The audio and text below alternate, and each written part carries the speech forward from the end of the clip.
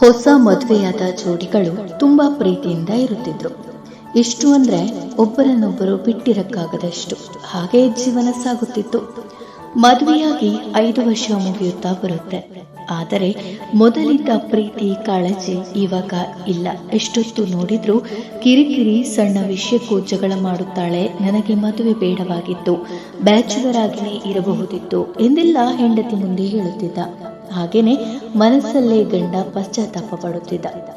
ಪದೇ ಪದೇ ಹೆಂಡತಿನ ಬೈತಾ ಇದ್ದ. ಅವಳು ಏನೇ ಮಾಡಿದ್ರೂ ಅವನಿಗೆ ಕಿರಿಕಿರಿ ಅನ್ನಿಸುತ್ತಿತ್ತು. ಆಗ ಹೆಂಡತಿ ತನ್ನಿಂದ ಇಷ್ಟೆಲ್ಲ ಕಿರಿಕಿರಿ ಅನಿಸುವವನಿಗೆ ನನ್ನನ್ನು ಯಾಕೆ ಮದುವೆಯಾದ?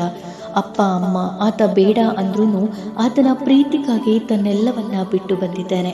ಏನೇ ಕಷ್ಟ ಆದ್ರೂ ಈತನೇ ಬೇಕೆಂದು ತವರು ಮನೆಯಲ್ಲಿ ಕಣ್ಣೀರು ಹಾಕಿ ಪಡೆದುಕೊಂಡೆ. ಆದರೆ ಈಗ ನನ್ನ ಅತಿಯಾದ ಕಾಳಜಿ ಗಂಡನಿಗೆ ಕಿರಿಕಿರಿ ಅನ್ನಿಸುತ್ತಿದೆಯಲ್ಲ ಎಂದೆಲ್ಲ ಮನಸ್ಸಲ್ಲೇ ಕೊರಗುತ್ತಿದ್ದಳು. ಗಂಡನ ಮನೆಯಲ್ಲಾಗುವ ಕಷ್ಟ, ಸಂಬಂಧಿಕರ ಚುಚ್ಚು ಮಾತುಗಳು, ಗಂಡನ ಬೈಗುಳ ಇದೆಲ್ಲವನ್ನ ಸಹಿಸುತ್ತಿದ್ದ ಹೆಂಡತಿಯು ಸಾಯುವ ನಿರ್ಧಾರವನ್ನ ಮಾಡುತ್ತಾಳೆ.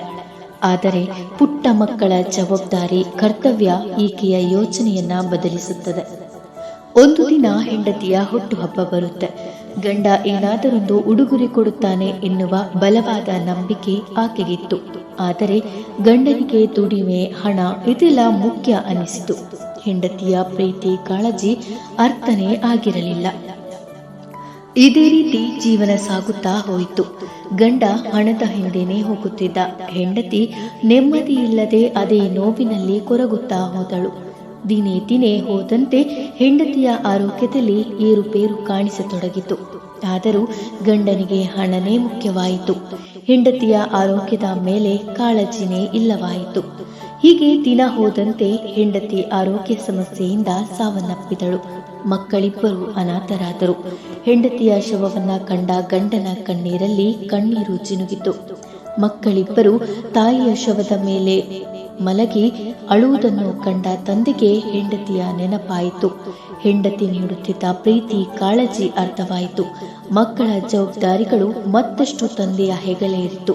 ಅಪ್ಪ ಅಮ್ಮ ಬೇಕು ಎಂದು ಮಕ್ಕಳು ಗಳಗಳನೆ ಅಳುವುದನ್ನ ನೋಡಿದ ತಂದೆಗೆ ಹೆಂಡತಿಯ ಮೊದಲಿನ ಪ್ರೀತಿ ಎಲ್ಲ ನೆನಪಾಯಿತು.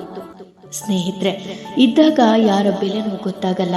ಹೆಂಡತಿಯನ್ನ ಕಳೆದುಕೊಂಡ ಗಂಡನಿಗೆ ಅವಳ ಶವದ ಮುಂದೆ ತಾನು ಮಾಡಿದ್ದು ತಪ್ಪು ಎಂದು ಅನಿಸತೊಡಗಿತು.